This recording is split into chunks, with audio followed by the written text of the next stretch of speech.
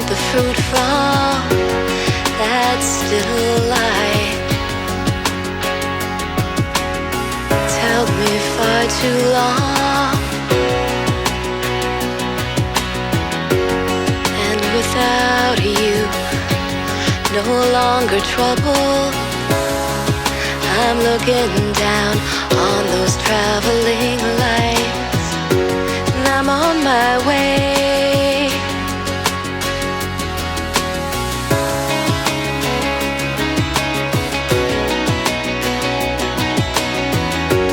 And I'm on my way. This torch is heavy, but I travel light.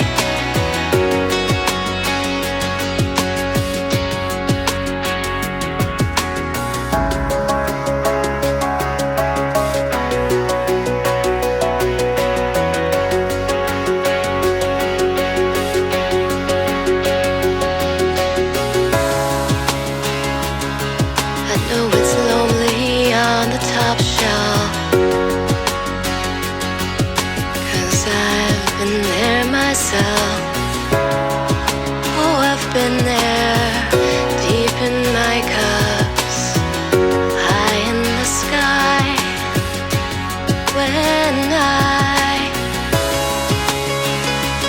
just wanted something of my own.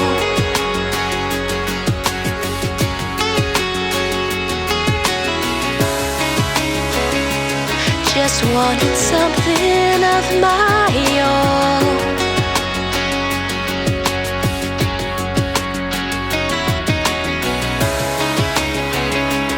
Looking for someone of my own, my own.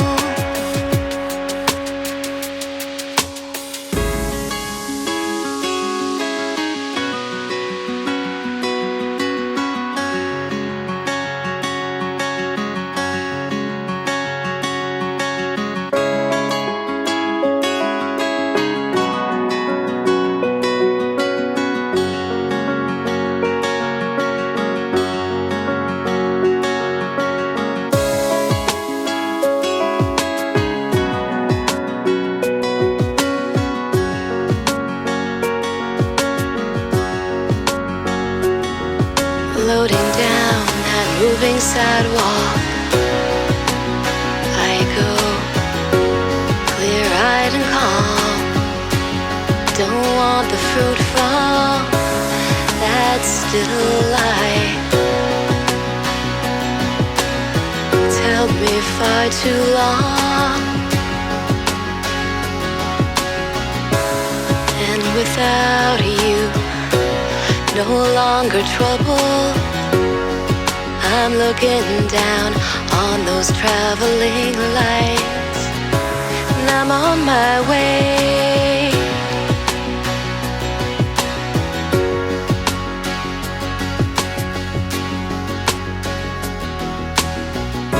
And I'm on my way.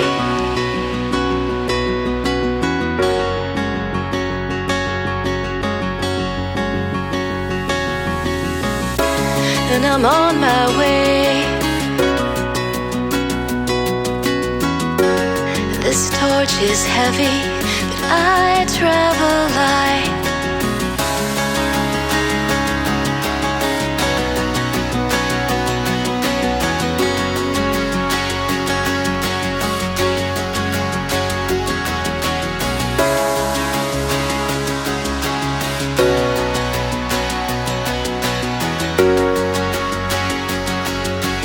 It's lonely on the top shelf,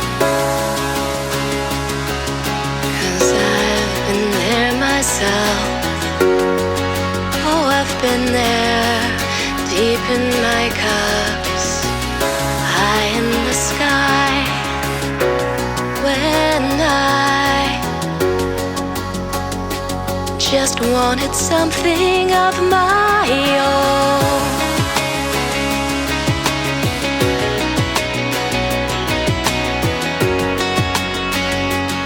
Just wanted something of my own.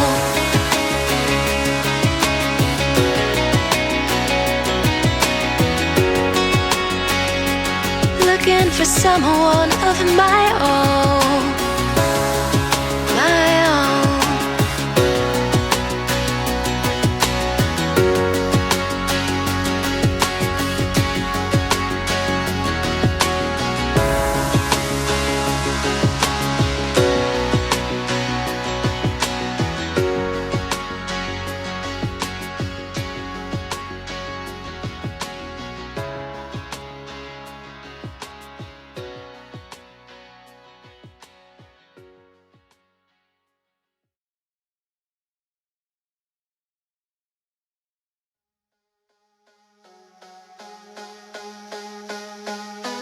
Close the window and your eyes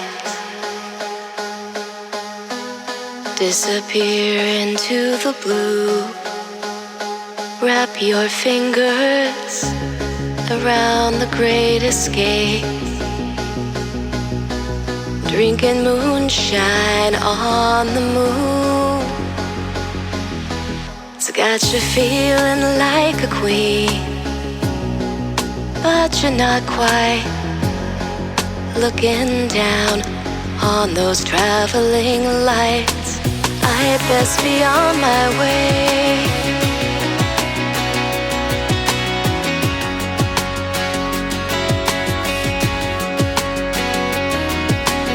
I'd best be on my way.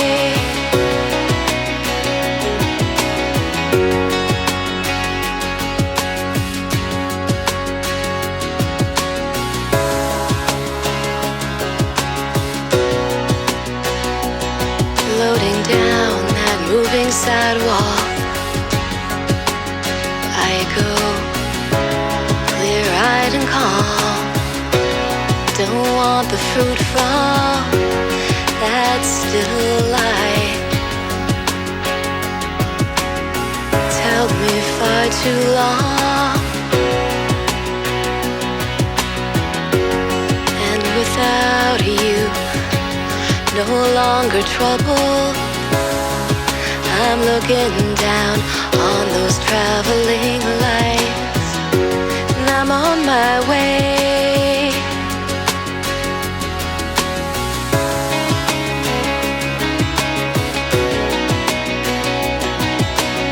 Good. And I'm on my way. Tuned into Local News Live. That music you were hearing right before the start of our broadcast is Traveling Lights by Dysfunction. It's copyright 2020 under a Creative Commons Attribution 3.0 license. Thanks for your music. We produce this news program as a community service for the visually impaired and anyone else who may just want to listen to the news instead of reading it. We are partnered, of course, with the Acadiana Advocate or the Advocate. Also, I believe part of the Times-Picayune Company, which are some of our local journalists, and the Acadiana Advocate is covering our local stories. We, of course, could not bring you this news without the generosity of our awesome volunteers, like the freshly rested and I lost my train of thought there, but the great Bruce Cohen is here with us to read the news. Bruce, how are you, buddy?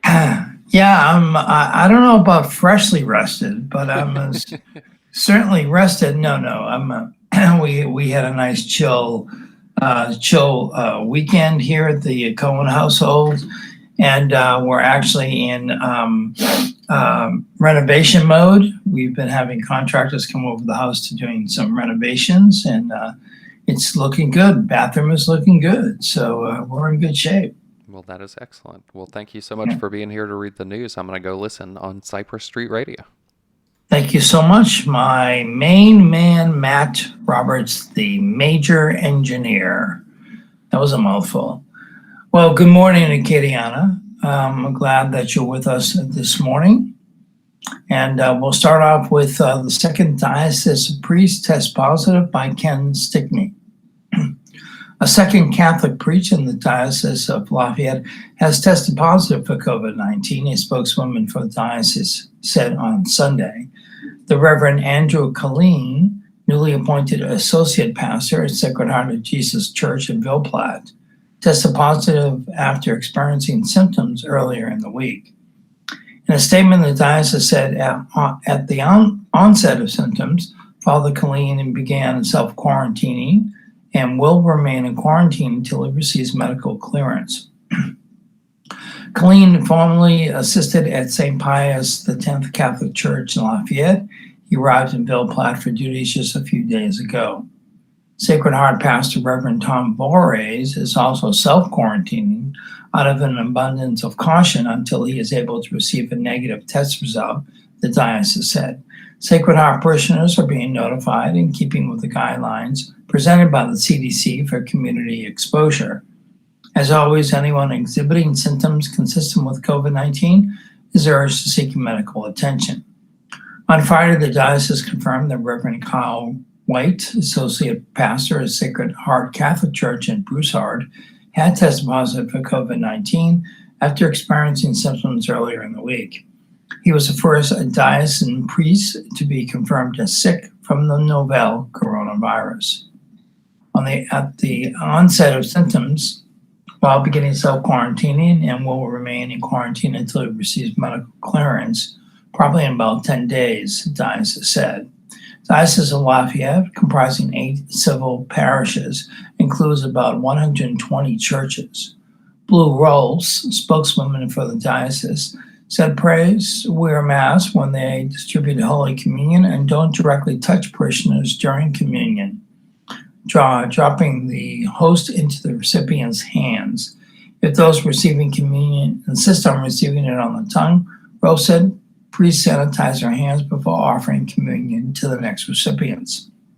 She said the priests are offering other sacraments to the church as well. She said priests, when they visit the hospitals to anoint the sick, wear face shields, gloves, hazmat suits, and follow a sanitizing protocol. In communication with parishioners, Delcom said neither he nor a seminarian assigned to Sacred Heart had been in close contact with White for the 48 hours before White showed symptoms. Both men were tested for COVID-19. Tests showed negative results.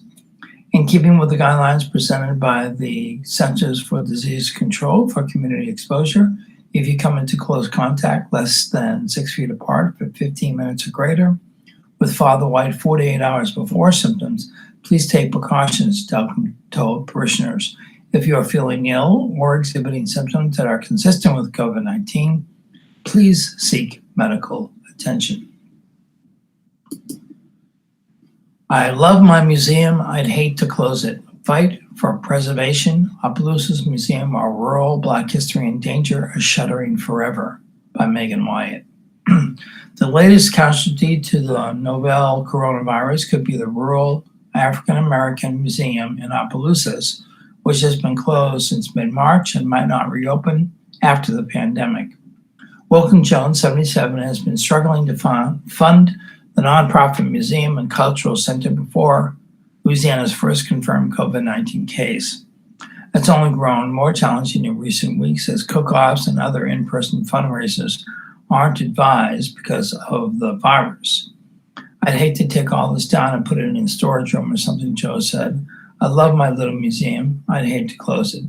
Jones, a Vietnam veteran and retired school teacher, first opened the museum in 1994 in Plaisance, an unincorporated community in St. Landry Parish.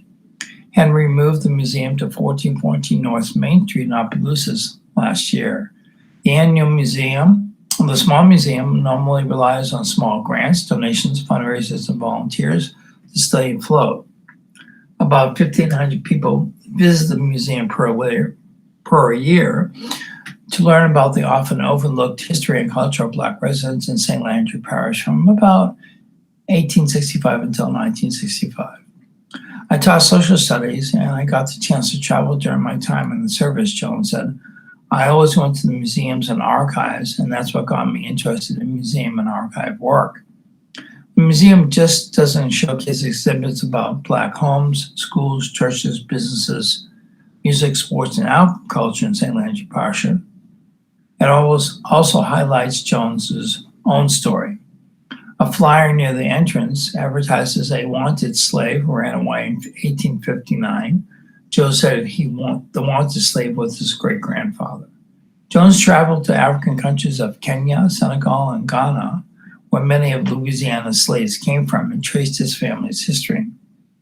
It's this kind of vital information the community risks losing if the museum doesn't reopen, according to Melanie Lee LaBouffe, director of Opelousas Tourism. Museums are critical to our community's identity, as is the information that's stored in them, LaBouffe said. Support has got to come first in a grassroots way from the community. I think Opelousas and Acadiana does a great job of supporting the community, but now is the time more than ever to support these museums.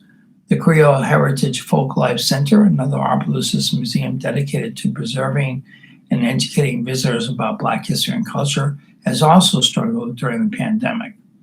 Rebecca Henry, the museum's founder, says small museums like the ones she and Jones operate don't have resources like larger museums, virtual tours, and fundraising events. Instead, they've been holding out hope that they'll be able to reopen sooner rather than later. That doesn't look promising, however, considering COVID-19 cases continue to rise at a concerning rate in Acadiana. Everything right now is at a standstill, Henry said. Everybody's not knowing what to do, and everybody is struggling. She didn't host a Juneteenth celebration for the first time in 39 years this year. She's also not holding her usual summer camp for middle and high school students. Henry says she can stay afloat through about the end of the year before her museum will be in the same position as Jones's. It might look trivial to some people, Henry said, but it's important for those places to hold on to. They aren't just for Black or African American people. Everybody comes through these museums. To learn more about the Rural African American Museum and ways to help by visiting facebook.com/rural-african-american-museum-cultural-tourism-center, or by calling 337-945-1057, 50. Again, that's 337-945-1050. All right.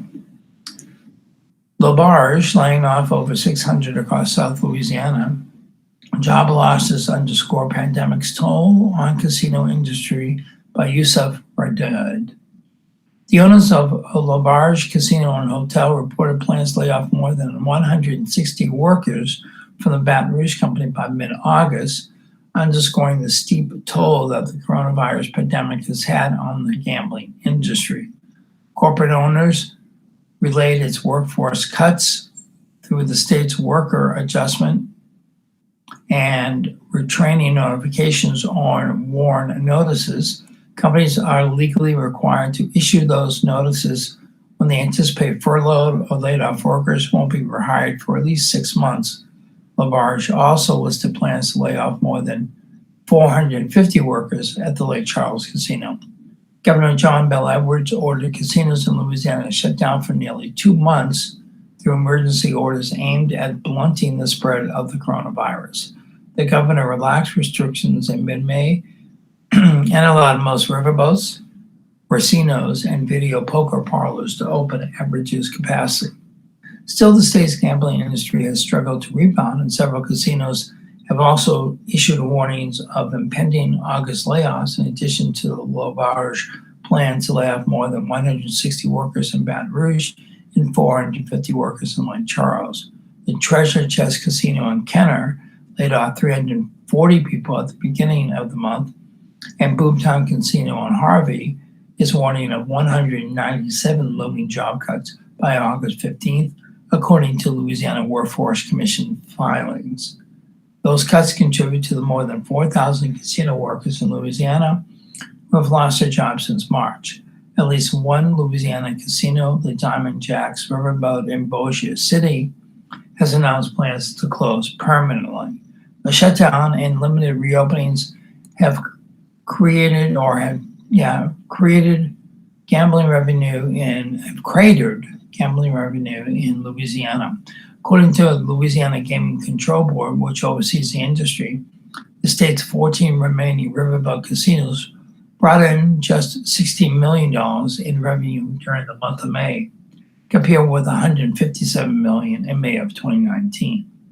Revenue from video poker machines have also sustained a similar collapse, according to the Control Board's figures, which show a 56% drop in revenue in May compared to the same month in 2019.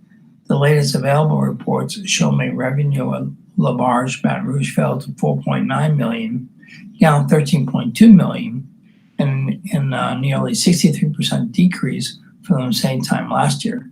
The companies like Charles Casino reported similar plunges to the gaming board. A representative with the company didn't immediately respond Sunday to a request for comment in the layoff notices. Turning to our public service announcements for the morning. The 12th annual Race Against the Clock blood drive.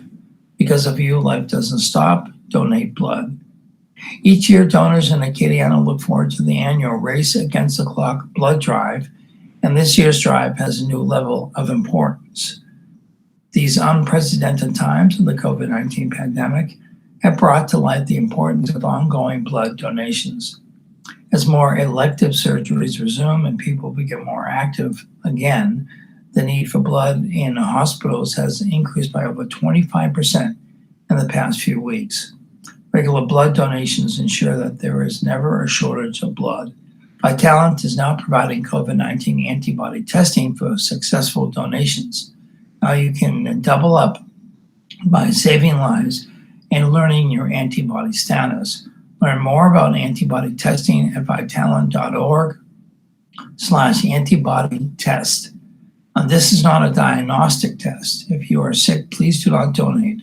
If you are positive for the COVID-19 antibody, or if you have recovered from COVID-19, we ask that you sign up to become a convalescent plasma donor. You can sign up at vitalant.org/COVID-free. The antibodies in your plasma can help a critically ill coronavirus patient fight and overcome the disease. Donate at our annual Race Against the Clock blood drive on Thursday, July 9th from 7 a.m. to 10 p.m., Friday, July 10th from 8 a.m. to 4 p.m., and Saturday, July 11th from 8 a.m. to 4 p.m. at the Vitalant Donation Center, which is on 1303 Bertrand Drive. All donors will receive an event t-shirt, a pint of Bluebell ice cream, our reusable tote, coupon for free half-dozen donut holes from Ricky Mesh's Donut King, and a coupon for free McCafe drink from McDonald's. All items are while supplies last. Donors are also entered to win prizes and gift cards from various local businesses. Again, that's at the local Vitalant Blood Bank is on Bertrand Drive, 1503 Bertrand Drive. The Bishop Douglas Desautels of the Diocese of Lafayette has confirmed with Lafayette Mayor President Josh Guillory that churches are exempt from the updated COVID-19 guidelines now in effect in Lafayette Parish, which limit gatherings to 200 people and mandate the wearing a mask. All Catholic church parishes in the diocese will continue to operate under the state of Louisiana Phase 2 reopening directives. Bishop Desautels continues to strongly recommend that parishioners wear masks while attending Mass. Camp Unique, Dreams Foundation. Every summer, the Dreams Foundation of Acadiana hosts the greatest camp of all, Camp Unique. Camp Unique is suited for individuals with special needs. Camp Unique will be held July 13th through the 17th, and July for ages 5 to 13, and July 20th through the 24th for ages 14 and up. The fee will be $75 per person, and the theme this year is Peace and Love. All Camp Unique sessions will be held at Lark's Acadian Village. Individuals of all ages have a blast participating at a camp that is specifically tailored to them. They get the opportunity to take part in activities such as art, fitness, karaoke, music, and dance, as well as getting a Camp Unique t-shirt and a snack every day. A highlight of Camp Unique this year will be the storytelling session by Chief Graham Perkins, commented Dreams Foundation Executive Director Danielle Watkins. As a recognized expert of Native American and American colonial history, Perkins has inspired many audiences over the years, sharing tales of ancient cultures as a travel storyteller and as a teacher of various subjects in Louisiana school system. The registration form for Camp Unique can be found on the Dreams Foundation of Acadiana website at dreamsfoundationaca.org. Volunteers are also being sought at this time. If you're interested in volunteering, please complete the application on the Dreams website under the Volunteer tab. For more information about Camp Unique, contact Donielle Watkins by email at Donielle, spelled D-O-N, D as in daughter, D-O-N-I-E-L-L-E, at dreamsfoundationaca.org, or call 337-962-1609. Again, that's 962-1609. Okay, getting back into the news. Hospitalizations from virus increased by 74 in the past 2 days by Brian Stoll. The number of people hospitalized with coronavirus statewide in Louisiana jumped by 74 over the holiday weekend, continuing a weeks-long trend indicating coronavirus infections are again on the rise in the state. A total of 926 people with COVID-19 were being treated in Louisiana hospitals on Sunday, according to the noon update from the Louisiana Department of Health. That's a 71% increase in hospitalizations since June 13th, and the highest level of hospitalization since May 20th, when the state and the New Orleans area in particular was still recovering from a major early outbreak. The total remains significantly below the number of COVID-19 patients in Louisiana hospitals in April. But after 2 months of steady progress in the fight to bring the pandemic under control in Louisiana, the hospital figures and other data from the Louisiana Department of Health show some of these gains being erased and the state heading in the wrong direction. Known cases of coronavirus have also increased markedly since mid-June, with state officials regularly reporting daily increases at levels not seen since May, including another 1,937 coronavirus cases reported on Sunday. Sunday's update contains data from both Saturday and Sunday due to the July 4th holiday. Several other southern U.S. states, particularly Florida and Texas, have seen even more alarming and rapid spikes in coronavirus cases, prompting the Republican governors in both states to order bars closed again. Texas Governor Greg Abbott also implemented a mandate that people wear masks in public in most Texas counties. Governor John Bel Edwards has so far resisted calls from some to mandate masks, but local leaders in East Baton Rouge and Jefferson parishes did so last week. New Orleans Mayor LaToya Cantrell had previously implemented a similar requirement. Edwards implored Louisiana's at daily news conferences last week to be more mindful of precautionary measures, such as maintaining social distancing, avoiding crowds, and skipping unnecessary trips out of the house. Coronavirus appears to be spreading most rapidly in the Lake Charles area. State health officials are reporting 853 new coronavirus cases in Calcasieu Parish, which includes Lake Charles, during the first 5 days of July, compared to 911 newly reported cases in all of May and June combined. Cases have also been mounting quickly around Lafayette and in East Baton Rouge Parish. Louisiana is conducting far more extensive testing for coronavirus than during the initial peak of the outbreak in the state back in March and April. But the percentage of total tests coming back positive for the coronavirus is also on the rise, an average of 8.5% of tests over the past week, compared with 4.8% during the state's phase 1 of reopening from March 15th to June 5th. That's a strong indication that infections are increasing and that more new cases aren't just a product of increased testing. The percent positive rate has particularly worsened in some of the state's new hotspots. In Calcasieu, 20.0% of test reports since July 1st have come back positive. In Lafayette and East Baton Rouge parishes over the same stretch, it's been 14.2% and 15.5% respectively. New Orleans and Jefferson Parish were a national hotspot of the initial coronavirus outbreak in March and April, in New Orleans is so far better than much of the rest of the state this summer. But data from the Louisiana Department of Health also indicates these things may be trending in the wrong direction in New Orleans as well. New Orleans added 76 new cases and no new deaths on Sunday, bringing the city's totals to 8,107 and 534 respectively. Jefferson added another 150 cases and one new death, bringing its totals to 10,024 and 487 respectively. The number of newly reported coronavirus cases have steadily increased over the past week, so too has the percentage of positive tests, which, though lower than elsewhere in the state, have ticked upward. Here are a few key statewide statistics as of Sunday. Total cases, 65,225. Total deaths, 3,180. Currently hospitalized, 926. Currently on ventilators, 105. Presumed recovered, 43,026. That's gets updated weekly. Known cases of coronavirus have also increased markedly since mid-June, with state officials regularly reporting daily increases at levels not seen since March, including another 1,937 coronavirus cases reported on Sunday.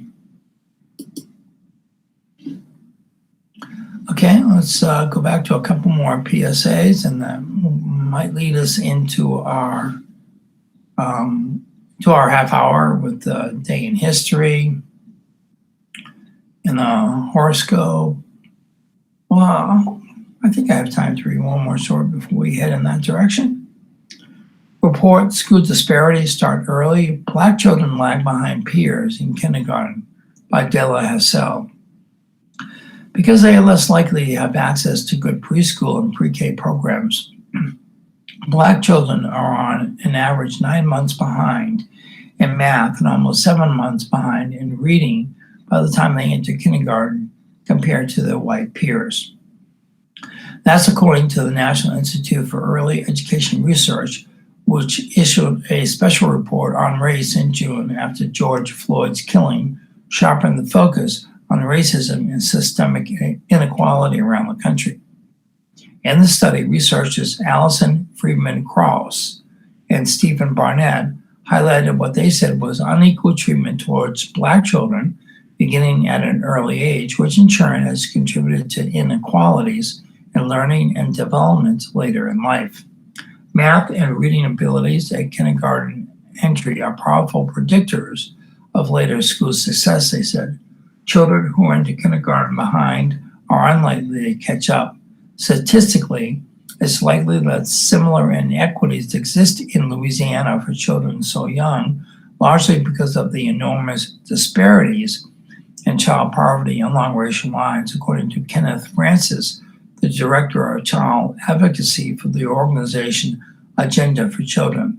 But because the state doesn't collect that kind of detailed enrollment data across its multiple early education programs, it's impossible to make a comparison or do a local analysis of whether white children were more likely to attend high-quality programs, Francis said.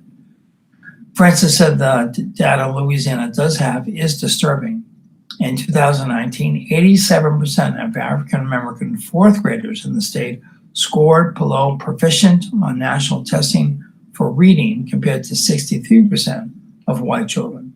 And in 2018, 51% of African-American children in Louisiana under the age of 6 lived in poverty compared to 16% of white children, according to the Kids Count data book published by Anne E. Casey Foundation, a philanthropic and research organization dedicated to improving outcomes for children. Put another way, a young African-American child in Louisiana is more than 3 times as likely to live in poverty as a young white child, Francis said. In their report, the National Institute researchers advocated for universal preschool, saying that such a measure could eliminate the learning gaps seen between Black and white children. Advocates who push for universal preschool want all children to have access to public school at an early age, like they do starting in kindergarten. Right now, many states, including Louisiana, offer a hodgepodge of programs funded by various federal and state entities that are typically limited to a fraction of the families who could use them. Lawmakers have resisted the idea largely because it will be expensive. The nation is hamstrung by limited public funding, Barnett and Freedom Cross Road. For change to happen in Louisiana, Francis said it was imperative that the state begins by collecting data to identify racial disparities so officials could develop interventions to eliminate them. He also said the state needs to put more public funding toward early education. The Cecil J. Bacard LA4 Early Childhood Program, a primary program that provides slots for 4-year-olds, is currently funded at $4,580 per child, an amount far below state funding provided for children in K through 12, which is closer to $10,000 a child, according to state data. That's even though lower child-teacher ratios require higher costs for running early education programs, Francis noted. As a state, we have made remarkable progress in increasing the quality and access of early care and education over the past decade, Francis said. However, Louisiana has tolerated unconscionable disparities in child poverty and educational outcomes for children of color for far too long. Okay, and now we will turn to a couple more public service announcements before we head into the day in history and the zodiac or horoscope and the funerals happening in Acadiana today. Okay, AOC teams up with the United Way of Acadiana for Learn United. The United Way of Acadiana has teamed up with AOC and other local educational groups who Learn United, bridging the digital gap to provide educational resources for households that don't have internet but do have a television. The Learn United program airs weekdays from 8 to 2 on AOC 2, Cox 16, and LUS 4, and streaming at aocinc.org/watch. For the daily schedules and to submit content for the program, visit the United Way of Acadiana website. That's unitedwayofacadiana.org/learn-united. Keeping calm through the COVID hotline. If you're feeling overwhelmed with stress, fear, and anxiety about the pandemic and surrounding this public health emergency, there is a special Keeping Calm Through COVID hotline you can call. This connects you to trained, compassionate counselors who can offer support and who can direct you to mental health and substance abuse counseling services in your area. Trained counselors are available 24/7. All calls are confidential. Call 1-866-310-7977 for more information. It's 866-310-7977 to get connected to the Keeping Calm Through COVID hotline. Locally, if you call 311, you will get latest COVID-19 updates and information.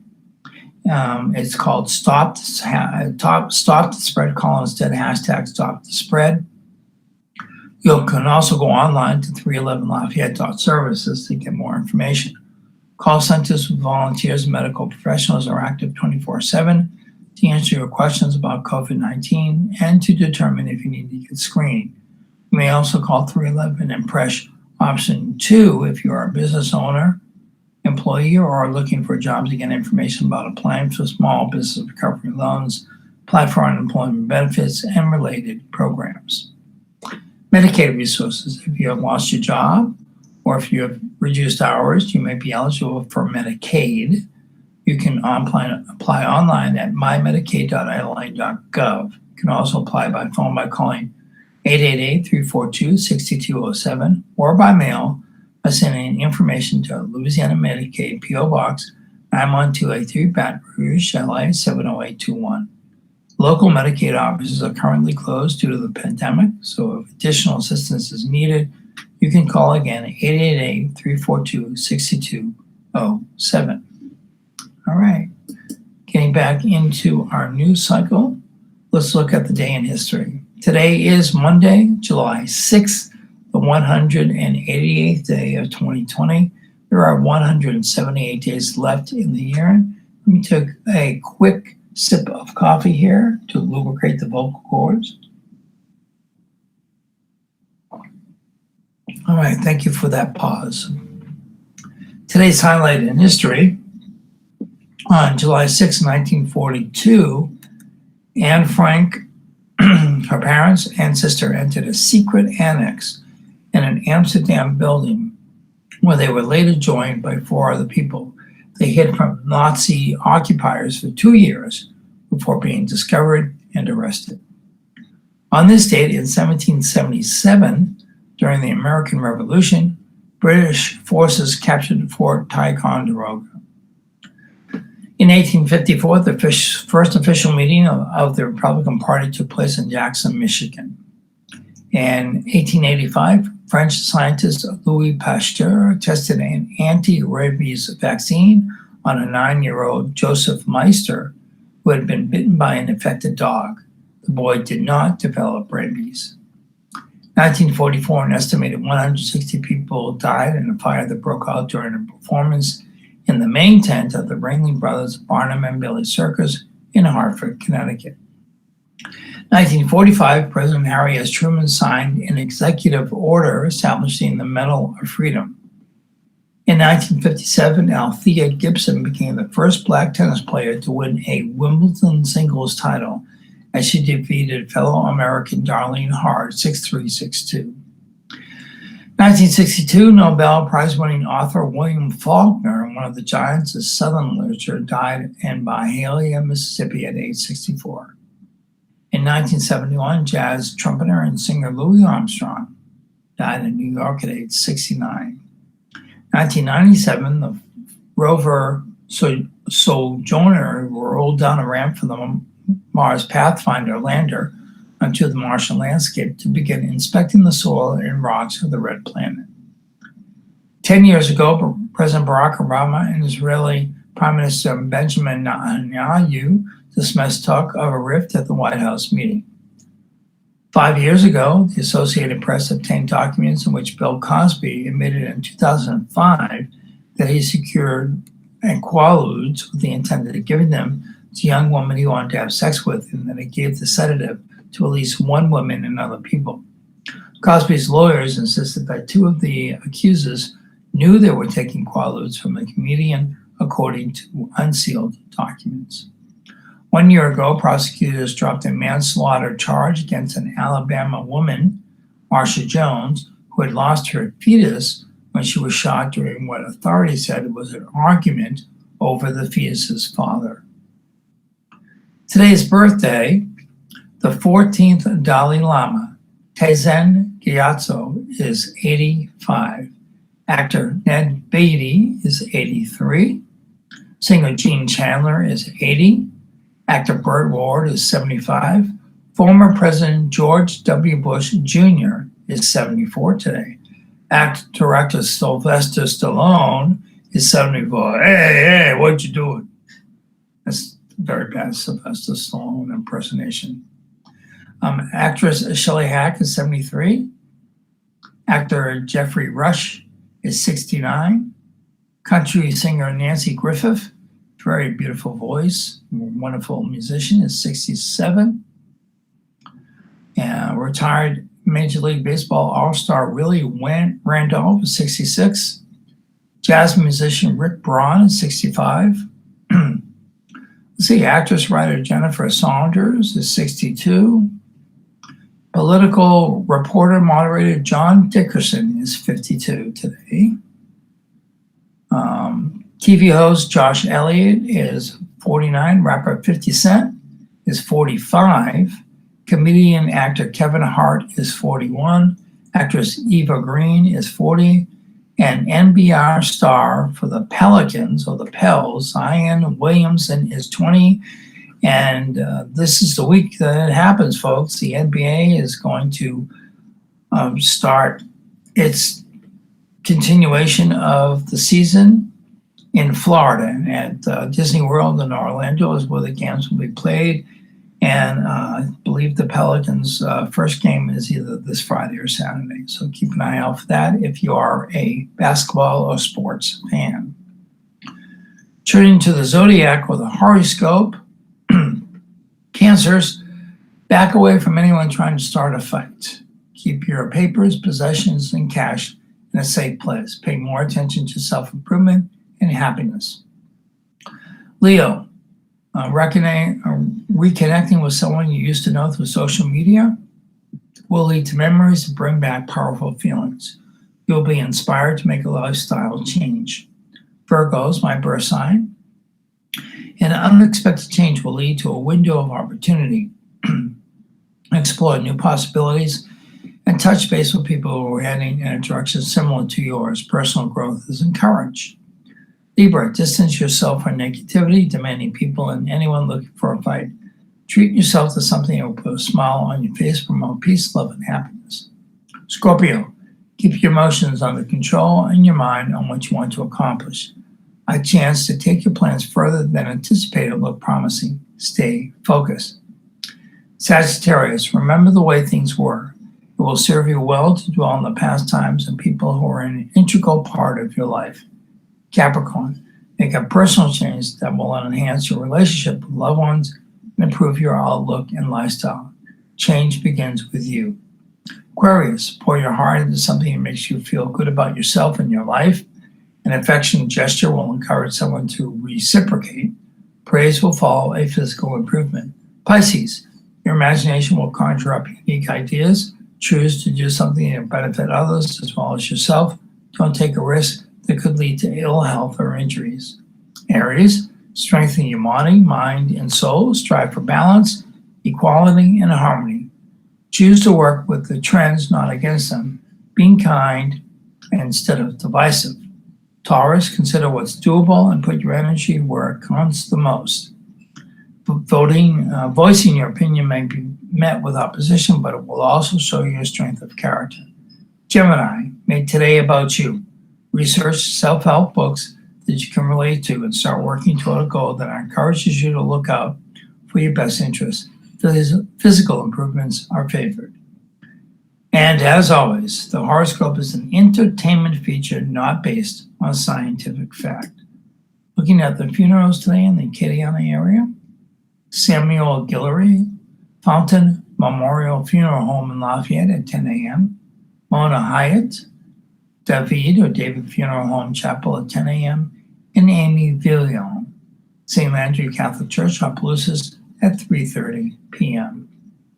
All right, and we'll counter the end of that section of our newspaper reading with see if we have any other public service announcements we need to look at today.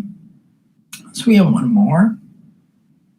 LIDA, individuals whose hours are being reduced at work or have been laid off from employment may qualify for unemployment insurance benefits. If you're attempting to apply for unemployment insurance and not able to access an existing online account or need help resetting your password, call Lafayette's Acadiana Workforce Solutions Office at 337-262-5601. Due to high call volume, some calls may not be answered immediately, but you can call again at a later time or contact one of Louisiana's other local offices for assistance. In addition to unemployment insurance benefits, individuals looking for supplemental income can consider local employment opportunities with businesses who are seeking temporary, part-time, and full-time workers by visiting the COVID-19 Help Wanted resource page at lafayette.org/helpwanted or LIDA's virtual job fair page with local businesses seeking to hire local candidates for full-time employment opportunities at lafayette.org/jobs. Okay, making our way back into the news cycle.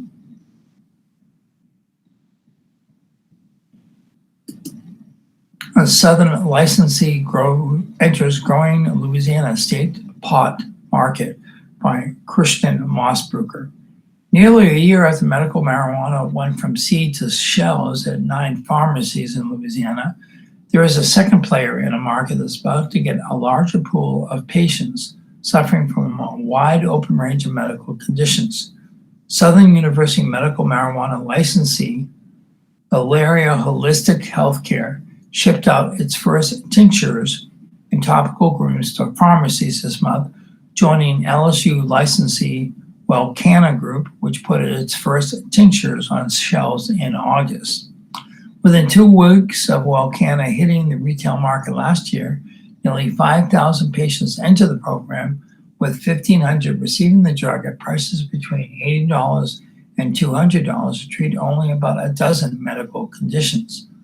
Malaria is adding competition to a market in which the pharmacies have struggled with high wholesale prices and slim profit margins, while patients have complained that the therapy's unaffordability has held back its use.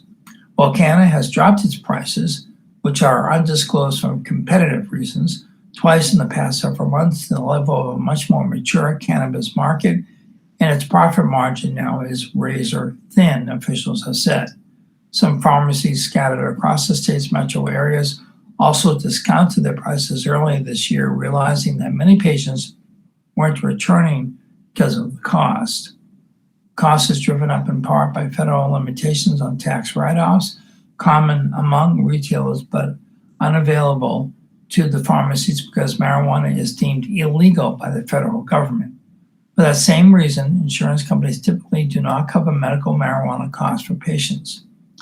There are a lot of our patients who have tried the medicine, but the reason they weren't continuing was the price, said Henry Rustin, owner of H&W Dispensary in New Orleans, after dropping prices earlier this year. We can't have cancer patients not get this because they can't afford the medication. Medical marijuana tinctures at H&W Dispensary were priced between $90 and $200 depending on the strength, and were lowered to $65 per tincture, sold in 30 millimeter bottles. Now products under $100 are expected to become the norm, Rustin said. Rustin has now purchased some of Valeria's THC products in addition to Alcanna's. The more products which come on board, the cheaper the cost becomes and the easier access for patients, Rustin said. One of the biggest challenges we had was changing the stigma of marijuana. We had a lot of patients in pain, and they were thinking of marijuana as smoking up and stuff, but this is something you just put under your tongue. In addition to Valeria adding competition to Alcanna, state legislatures have given the two companies and the 9 state licensed pharmacies a much broader patient base. At first, the drug could be used to treat only cancer, AIDS, cachexia or wasting syndrome, seizure disorders, epilepsy, spasticity, Crohn's disease, muscular dystrophy, multiple sclerosis, glaucoma, severe muscle spasms, post-traumatic stress disorder or PSTD, Parkinson's, certain people with autism spectrum disorder, and those with incredible pain. About 1/4 of patients have never tried medical marijuana before, and about 15% are replacing opiates with cannabis, a state survey shows. The 3 most common conditions being treated are intractable pain, post-traumatic stress disorder, and cancer. Starting August 1st, doctors can recommend marijuana to patients for any condition they consider debilitating to an individual patient and that the doctor is qualified to treat. Plus, doctors only must in good standing with the Board of Medical Examiners instead of having to obtain a special license. The legislation increases patient access so they can go to a doctor that they know, said John Davis, Chief Executive Officer of Alcanna. This takes away the barriers and narrow swim lanes that have restricted the Louisiana market, he said. Davis has long described the industry as sluggish and has even held back on some production by freezing mature blood buds to keep batches of tinctures fresh. Between August and December, there were only 4,350 patients in the state's fledgling program and fewer than 200 participating doctors across the state. The Marijuana Policy Project has estimated that the medical marijuana program in Louisiana could grow to upward of 100,000 patients when mature. Common Sense NOLA, a medical marijuana advocate, has estimated the potential patient pool is more like 65,000 to 75,000 across the state if raw cannabis flower is legalized. While that has not happened, the state's 2 medical marijuana producers are converting plants that grow into a widening variety of products, and both are planning bigger operations that also include hemp-derived CBD products. While Alcanna has promoted different strengths of THC tinctures from marijuana and a variety of flavors to treat all conditions, Ilaria's holistic strategy is to promote specific formulations for some disorders, such as autism or amyotrophic lateral sclerosis. Volcana produced 600 pounds of dry cannabis flower in 2019. That dry flower was extracted and mixed with oil to produce 18,959 tincture bottles, about 16,524 of which were sold at wholesale prices to the pharmacy. Davis has said Volcana's strategy since the program began has been to meet customer demand for tinctures and continue developing other methods such as edible chews, under-the-tongue strips, metered-dose inhalers, and topical creams.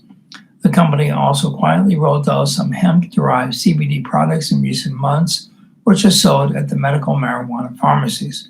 Volcana expects to roll out new medical marijuana products in August, such as the oral strips and a new concentrate where patients can add extract to foods, which is more similar to what customers would do with raw flour.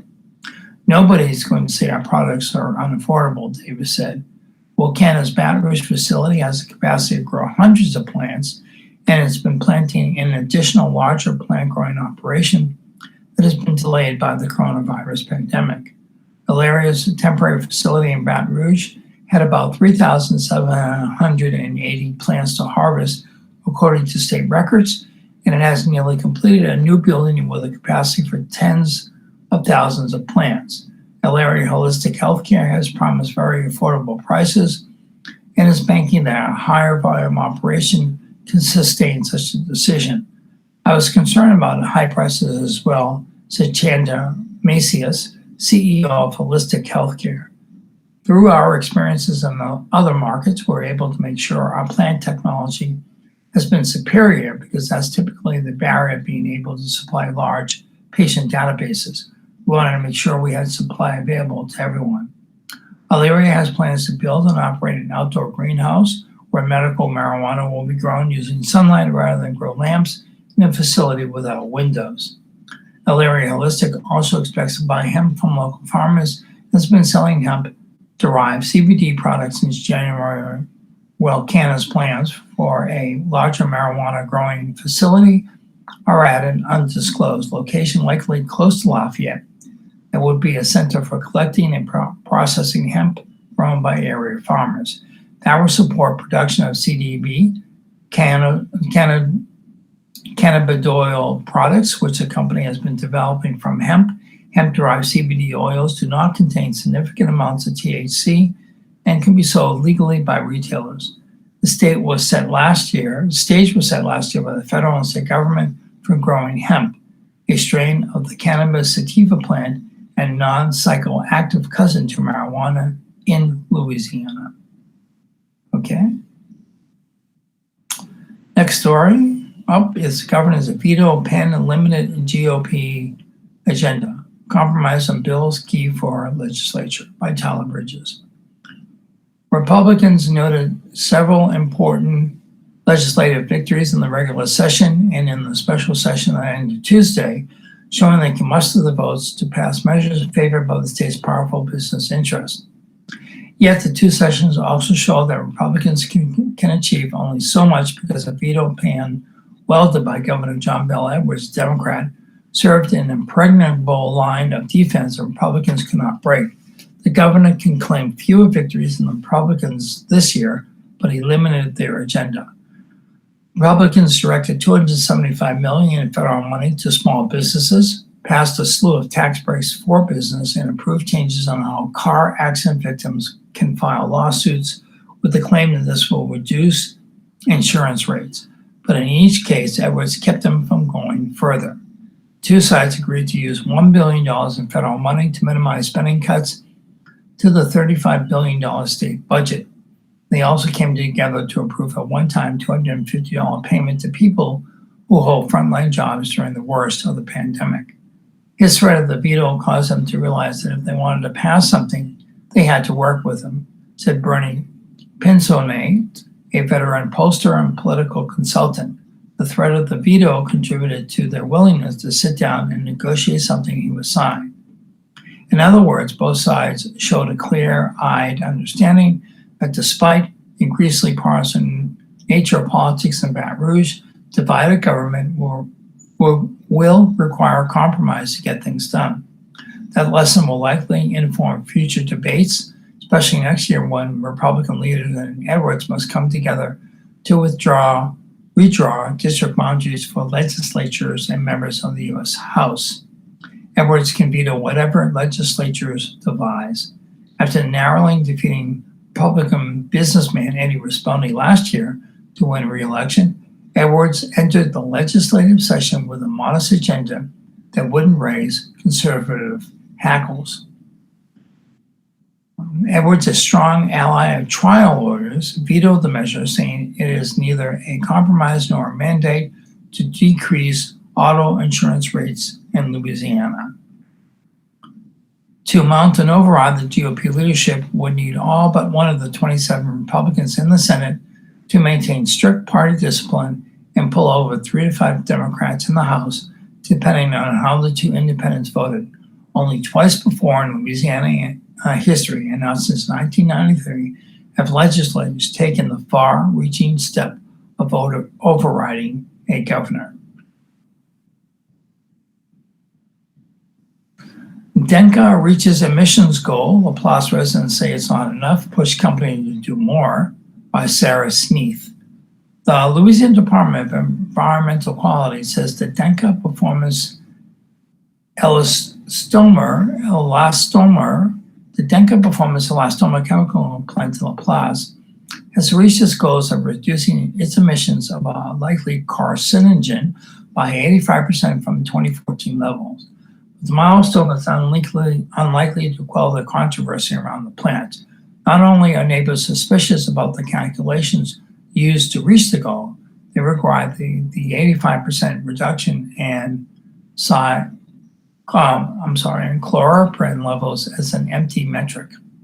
Instead, they believe Denka should bring its emissions to an average level of 0.2 micrograms per cubic meter of air, a level the U.S. Environmental Protection Agency, or the EPA, has deemed safe. The Denka plant releases chloroprene into the air in the process of manufacturing neoprene, a synthetic rubber used in wetsuits and hoses.